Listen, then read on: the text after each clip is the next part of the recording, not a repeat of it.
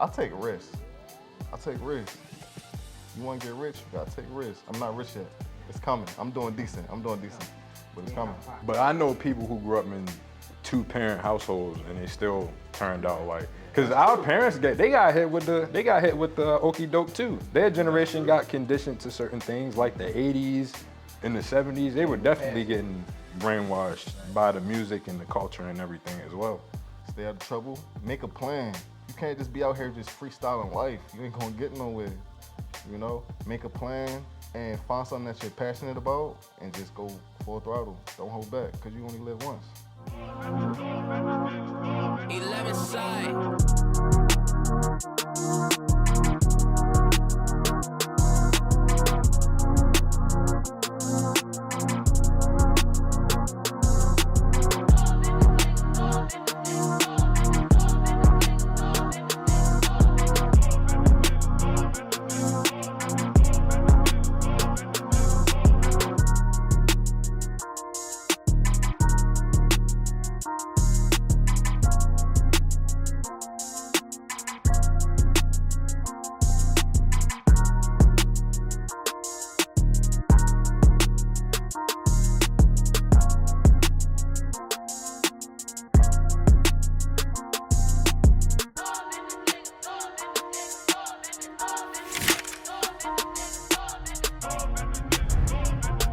What's up, y'all? It's your boy Morgan McAdory. Welcome to another episode of Sewn and Success. It's your host with the most. I'm Morgan McAdory. And I'm your co-host, Justin Montgomery, aka Tor. And today, we got a special guest. Another special guest. Bringing in December, first week of December. I got a real good introduction for this guest, all right? Y'all ready for it? So, joining us today on Success is a true, multifaceted talent. Hailing from the heart of Baltimore, Maryland, he's not just an artist. He's a model, an actor, and a rising force in the rap scene, bringing us a unique sound and a vision that sets him apart from anybody else. Known for his raw storytelling and magnetic presence, he's here to share his journey, his hustle, and what makes it and what it takes to make it in the game. Please welcome the one and only Cabanaa, y'all. Yeah, that boy looking sharp today. Hey, that was a beautiful intro, bro. Thank you. Hey, man, it took some time right there, you know. It's kind of like a Shannon Sharp. Shannon Sharp got some competition. He got some competition. Today I'm he kind of goes into it, so I kind of had to, do the same thing. But I wanted to, give you your own, blessing for coming on this podcast, man. We really appreciate this, man, for sure. No, thanks for having me, man. It's a blessing. Yeah, for sure. First of all, shout out to our videographer and our editor, our DP, Jamar. Shout out Jamar. Shout out Malik for styling us in these Christopher Schafer, tailored suits today. We are recording at Christopher Schafer's today, so we're going to start the first week of December off with a bang. So, man, how you feeling, brother? I'm feeling great, bro. Every day above ground is a blessing, man. Yeah. Especially coming from where we come from. For sure. Definitely. That's deep where we come from. So, like, what you mean by that? What I mean is a lot of my homies that I came up with, they make it to see 21. Yeah. So I just turned 30, so that's a blessing right there. Yeah, turned 30. I ain't dead yet, I feel 30, but I ain't 30 yet. What you mean by that? What does feel 30 mean to you? Bro, it's just feel tired. I'm tired. Feel them years on your body. Tired? Working. I feel great, my brother. I don't know about that. You said what feeling 30 means, you feel me? That's not what it is. See, my thing is, especially in Baltimore, people say 30, they're like, oh, you're old. Yeah. But it's just that we don't make it to see this far, so they can't even picture themselves being 30. Right. But these are like the best years of your life, man. Yeah. Man. Your 20s is supposed to build up to your 30s, so your 30s is smooth. This is when you live, so I'm living right now. Yeah, we almost there. When we hit 30, we're going to be living, for sure. How old are you? 27. 27? Turn 28. You right there. Trust me, them years gonna fly. Yeah. Yeah. Now I want to rush it. I kind of want to rush it now. Damn, 30. Take your time. Said nobody ever. Yeah. I want to rush it. I'm 26. 26? 4 years, 3 years. It's crunch time, bro. These are the years you run your bag up, get your business right, get your credit straight, so when that 30 come, you can do whatever you want to do. Right. Yeah. Man, you be traveling, bro. This man be traveling. I'm a professional real lifer, bro. Come on, yo. You was professional real lifer. He did like a little it was like a one of them little montages. Niggas said how you wake up in LA. Nigga woke up in a real big old bed spread. Woke up, the sun was hitting him. What was that? Los Angeles is always cool, man. Just going out there networking, meeting with some entrepreneurs. Just networking, man. Trying to expand. Yeah. So like, when did you first go to LA? 'Cause, I mean, I ain't never. I'm trying. My to get first there. time. You never been to LA? Nah. You big Hollywood. You the actor. Yeah, I'm bringing Hollywood here. Now, my first time going to LA was fresh out of high school. I remember I had like $800 in my bank account, and all I knew was LA is a place where you go to make it. I didn't know what I was gonna do. I was into the music, so I had $800. I told my mom like, "Yeah, mom, I'm about to go to LA." She like, "What you mean you going to LA? You know people out there?" I'm like, "Yeah, I know people out there." I ain't know nobody. All I knew was I had 800. I looked at that flight. I bought a one-way flight for like 200. That chopped me down to 600. Caught that flight. Got there, I just remember walking out the airport looking at palm trees like, yo, I'm in LA. So now I'm like, what I'm gonna do? I need a roof over my head. So I needed a hotel. So I'm like, let's go downtown. My thought process was, all right, the safest place to go was downtown. So we driving downtown, my first time seeing all the streets. I'm like, it's beautiful out here. The Uber's like, it's beautiful, what you mean? He like, what that street sign say? I was on Crenshaw, I ain't even know. But when you see palm trees, you don't even realize you in the hood. You think it's vacation time. Right. Get downtown. Hotel cost me like $100 a night. That shit took. That took me to $500. Yeah, you said know? they hood, so they hood look different. Yeah, they hood is beautiful. That took me to $500. Get there, man. I got some food. Now I'm like, yo, I'm running out of bread. What I'm gonna do? Another day, $400. Still gotta eat. So now I'm like, man, I gotta figure something out. So I'm on my Instagram. This is like kind of around the time when it first came out. So I'm searching everybody in my area.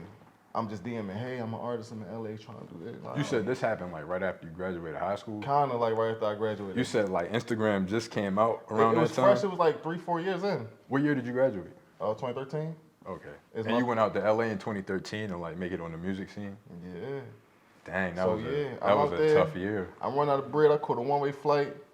Yo, 3 days went by. I got like $200 left, man. I'm DMing sun up, sun down. It just so happened in the geotag, I found somebody who I went to school with that was living in LA.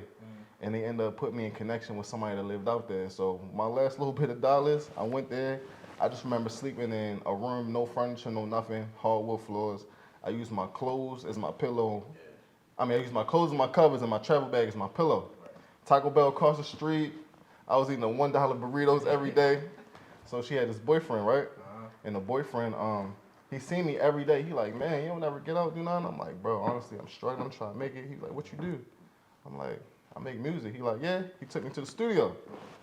I got to the studio. I recorded some stuff. They like, you nice. And one dude was like, yo, can you write something for me? I'll pay you $500. So now I got a roof over my head. I'm making money. Yeah. You get what I'm saying? Yeah, living a dream. That's how my story went. Dang. First time in LA. So you wasn't nervous, or you was nervous? I take risks. I take risks. You want to get rich, you gotta take risks. I'm not rich yet. Yeah. It's coming. I'm doing decent. But it's coming. Pocket. Not yet. Not yet. Not yet. That's how that went. First time telling that story too. Yeah. Yeah. You got some stories to tell. Yeah. Me and this man go way back. We do, bro. All the way back. Headville.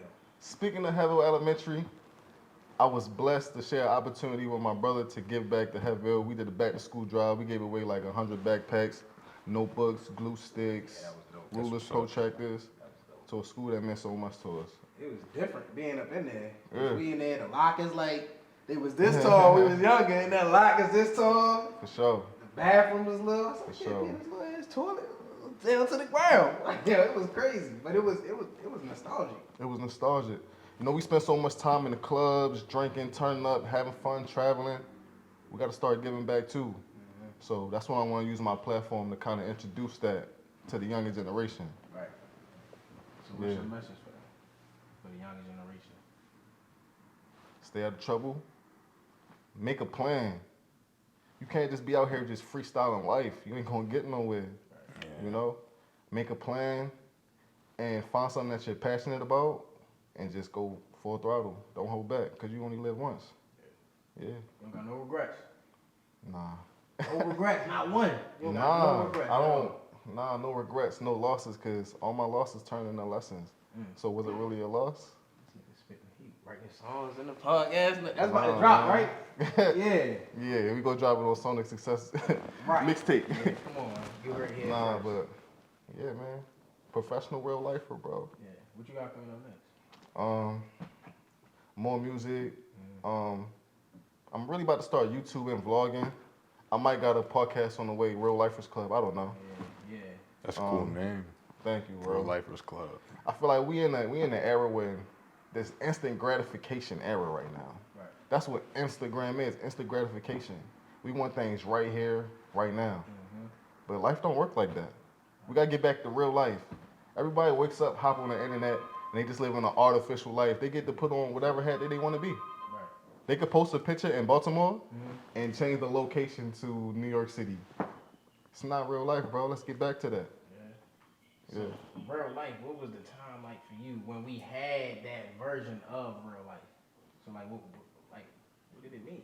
Before social media. Before social media.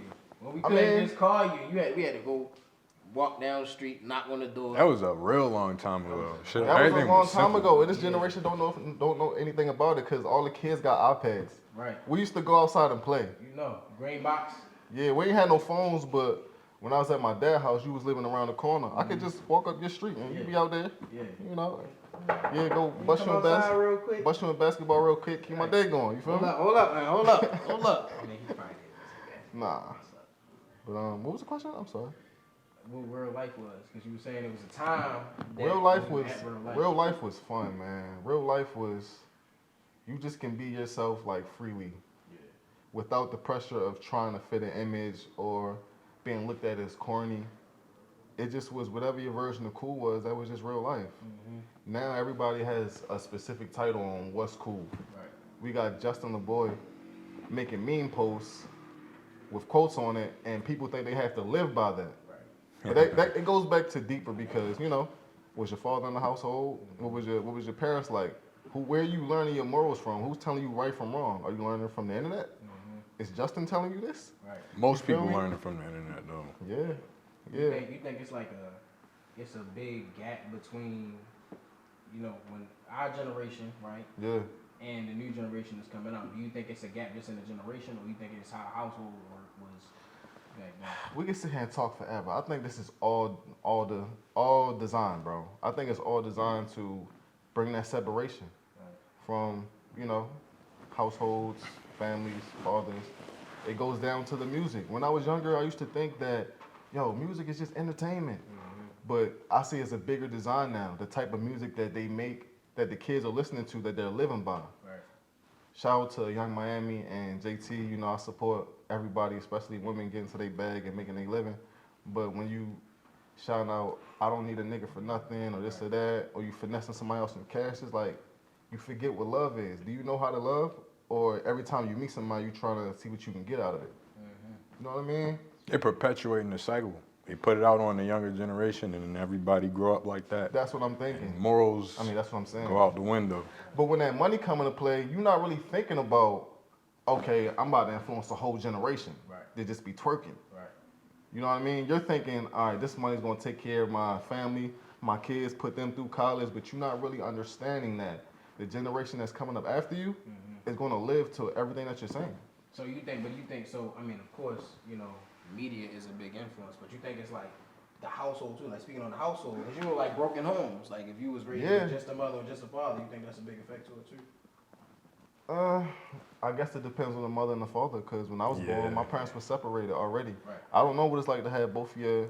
But I know people who grew up in two-parent households, and they still turned out like, because That's our true. parents they got hit with the okie doke too. Their generation true. got conditioned to certain things like the 80s and the 70s. They were definitely getting brainwashed by the music and the culture and everything as well.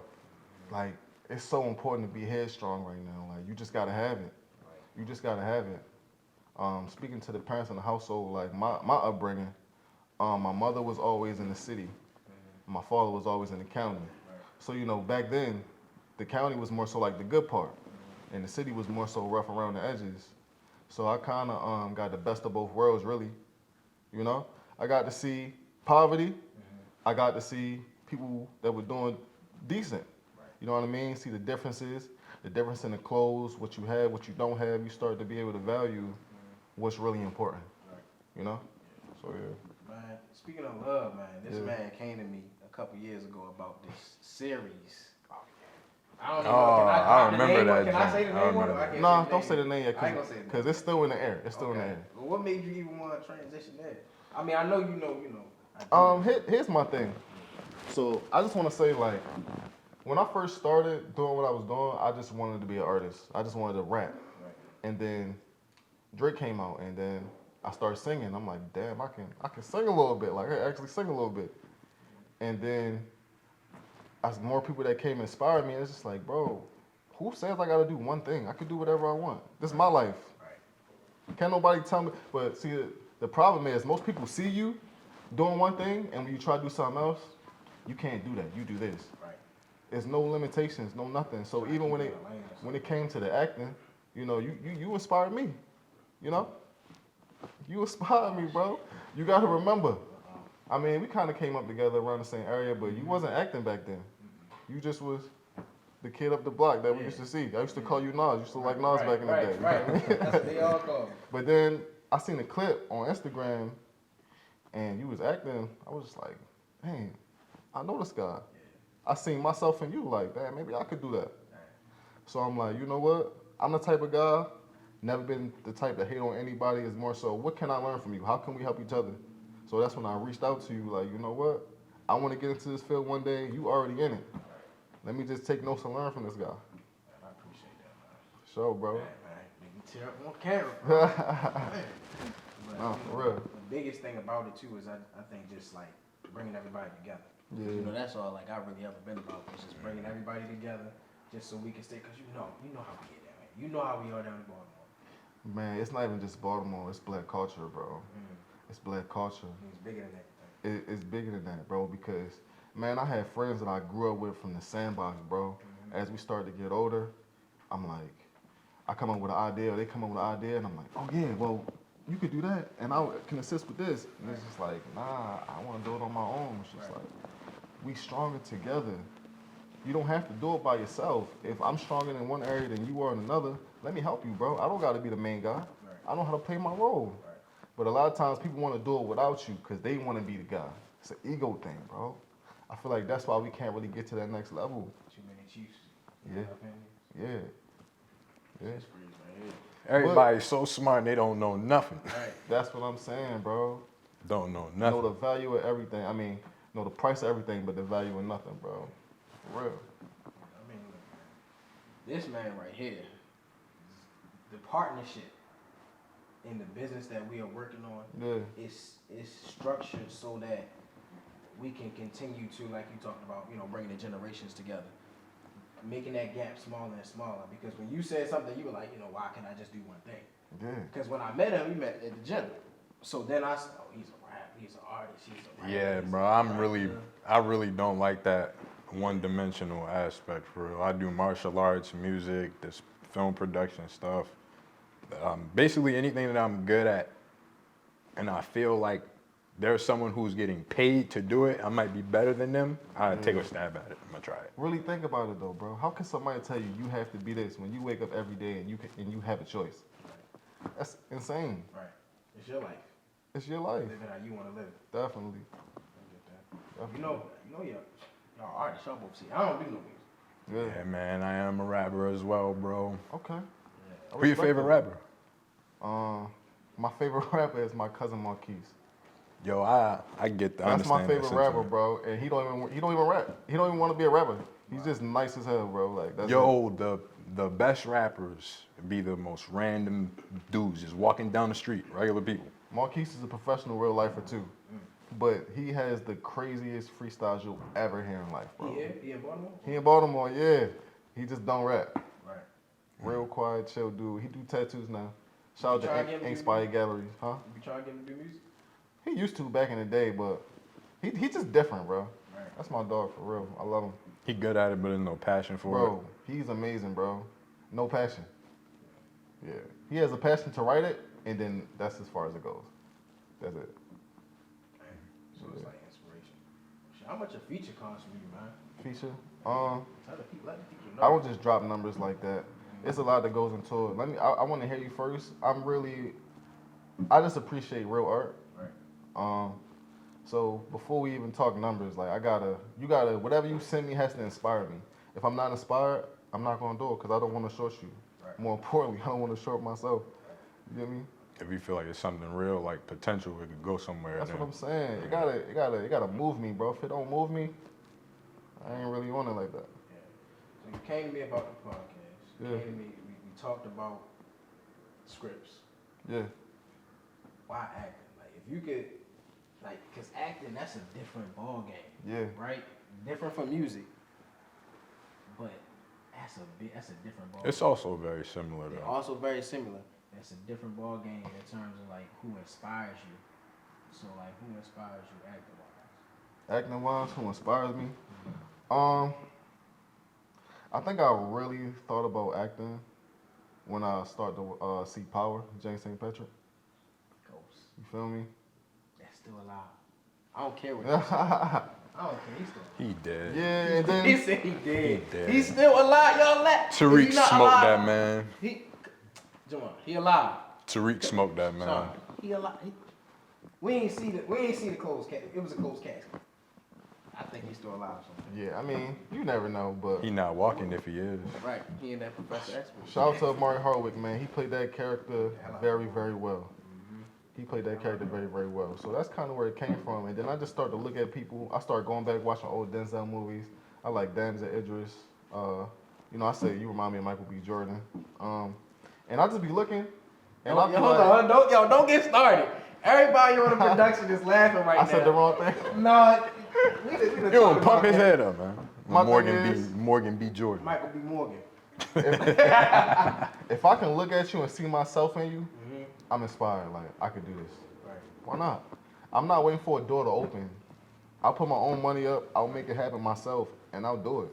I'm not waiting. Yeah. So what's like so do you throw your own shows or do you like open for bigger names? Like how do you feel about turning music into income? Well, How do you feel the best way to go about that? Oh, the best way to go about it. Oh, I'm definitely profiting on my music monthly. I get a direct deposit change. Streams? Yeah. Yeah. Here's what I say, right? And I feel like I'm at a point with my music where my inspiration is different and the way I want to go about it is different. I had like record deal offers and stuff like that. It wasn't the best, not really what I really wanted, and I just couldn't just sign in paper just to say I'm signed. Right. Maybe if I was struggling, like, you feel me? Mm-hmm. I have a place, I have a decent car, I make decent bread in real life. So I'm like, I don't just gotta sign something right now. Like, so I just been more so the independent route. So when you ask me about what's the best way to make income, bigger shows open up for artists or my own shows, my formula, the way my brain works, I'm like, all right, so let me hop on these platforms, let me go perform in these bigger stages, open up for these artists, take their friends, and a month later recycle and go do my own show and have them same fans I just collected come to my show. So I've kind of been rinsing and repeating, and when I do my shows, I make sure I got activations you can scan, stream right there. So if I have Like the QR codes? Yeah, if I have 500 people at my own show, that's 500 streams I just made right there. That's gonna calculate at the end of every month. I have merch stands. Last time I did a show, I did it in the middle of the hood, Park Heights, Baltimore. I had like 35 t-shirts, $35 a piece, sold out. Like, it's so many ways to make money off of this. You just gotta use your brain, bro. Right. That's Yeah. it. You also have to make good music. You have to make good music. You don't. Well, to a degree. No. To a degree. No. Because when we say You people gotta be a who hustler, make it, bro. nah, you gotta have some type of product that a mass amount of people can grab onto. Listen, bro, let's be real. Look at me in my eye, bro. How many people in the game you think right now you're better than? Oh, so many. Okay, now So go many. back and re-say what you just said. You still, but the thing is, people, all right, so you got the Lil Pumps, the Tekashi 6ix9s, the Blue Faces. To us, they suck. I didn't say that. I said it. I didn't say that. They don't pride themselves on being lyricists either, but I do. So if y'all want to go bar for bar, if you hear this and you don't like it, hit me up. We can go bar for bar. I'm going to smoke you. The three I just named and anybody else. But Sponsored by McAdory. I don't like their music. I don't think they make good music. It's not very meaningful. There's no depth to it. But they make something that's good enough that a mass amount of people will grab onto and it captivate them and they like it. So you got to have something that is objectively good to some degree, whether it's just catchy or whatever the case may be. I always stick by 10% talent, 90% business. Anything with good marketing is going to go. You got to remember, we in a different era. We're in an era where age isn't a factor. We're in a content era. You could be 40, you could be 50. If you drop something and people laugh or they like it and if it's good, they're jacking it. It's not just a young man's game anymore. Don't forget, hip-hop is approaching 60 years. It's not 20 years ago when hip-hop was only 30 years in. Right. So, you know what I mean? How you feel about the trajectory of hip-hop, though? The trajectory? Yeah, the trajectory of the game and everything. It's just in another phase, bro. You got to remember, hip-hop is the most popular genre that we have. It's not anymore, though. Country music is... country. Country. It took over silently like a year ago. But just think about how long we had the title, though. A long time, but we took it from country, I believe. Yeah. And then we just took it back. Every culture wants to be a part of hip hop. Right. Yeah. They want to emulate what we look like. They want to say what we say. So let me ask you this: we in December. You ever think about a hip hop Christmas album or something like that, or a single? I actually made a Christmas song before. It was really good, but I took it down. I might re-release it this year. I just be testing my limits, bro. Right. Test my limits. Yeah. That's what it's about. But before we wrap up, bro, you got any questions for us? Because when we talked about this weeks ago, he was like, I got a question to ask y'all, man. And I'm like, I don't know what he finna ask us, man. Is there any question that you have for us? Because you did show interest in how we individually build our careers and then why we make this podcast. Yeah, for sure. This is my first time meeting you. So I do have a question for both y'all together, and I have a question for you. So, why Sewn Success for you guys? How'd you come up with the name? Like, what made you want to take this type of approach? Because I feel like what you guys are doing is completely different from every podcast that I see right now. So I appreciate that. I mean, it was a lot of names at first. Like, we were just writing down names off the ass, and it was like at least 15 to 20, maybe more than that.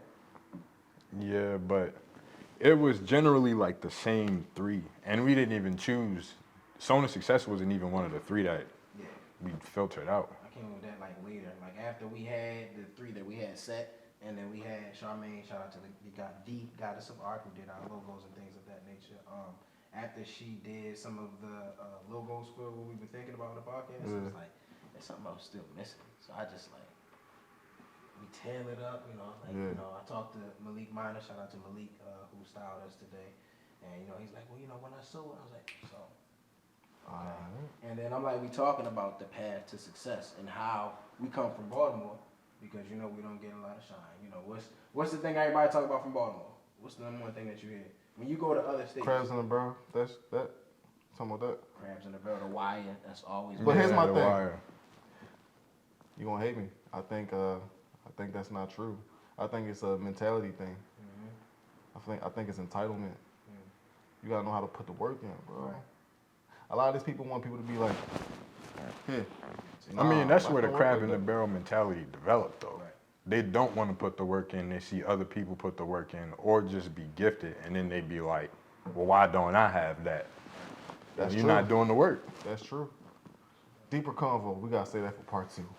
Deeper convo. But yeah, man, it's just, this is the platform. We got a lot of stories, so we got a lot to talk about. But before we get into that, we want to kind of shed light on everybody like yourself and the people, other people that we've interviewed and will interview, who we are really inspired by and think is actually moving and doing consistent work in Baltimore. And what's the question you have for me? What made you choose acting? Like, how did you get into that? I was just always animated. He crazy, man. He's crazy. I'm crazy? He's crazy, man. Why you know I'm crazy? Y'all know him from a long time? A little bit. Shelly and Chrissy. She went to heaven with us. Yeah? Shelly went to heaven with us. Where'd you go? Because you look a little familiar, like I've seen you before somewhere. Stop. You think I'm crazy? You just you. I'm just me. That's all. I was just animated, and my family. I wanted to do sports. I wanted to go to either Milford, Woodlawn, or I think Douglas. Yeah. My mother was like, do school of arts. Went to school. I auditioned for it. That's how I it got happened. it, and then from there it was just I liked it. We did every theater, and man, we did Meyerhoff, the Strathmore, Center Stage. But you see, like that's the part of the game where it's like I want to get into it, Right. but people like you put the work in. You put 10,000 hours in. You really did this. You learned the fundamentals. You learned everything about the craft. So when I see you jump in the character, when I see my bad.